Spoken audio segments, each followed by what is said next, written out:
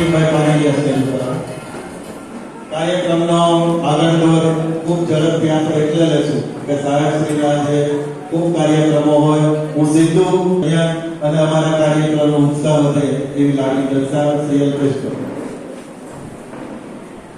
भारत माता की जय. भारत माता की जय. જે રીતે અને જેવી લીડ, કારણ કે જનરલી ચૂંટણી પછી આપણા નેતા આપણે ત્યાં આવે એટલે આપણે એનું અભિવાદન કરતા આવું થતું. અત્યારે આપણને એ જ અપેક્ષા હોય મનસુખભાઈનું આપણે સન્માન કરવું, કારણ કે આપણે સોનામાં સુખ જ મળ્યું કે આપણી પાસે સાંસદ તો હતા પણ આપણી સીટને આઝાદી પછી પહેલી વાર કેબિનેટ મંત્રી મળ્યા. એમાં આપણે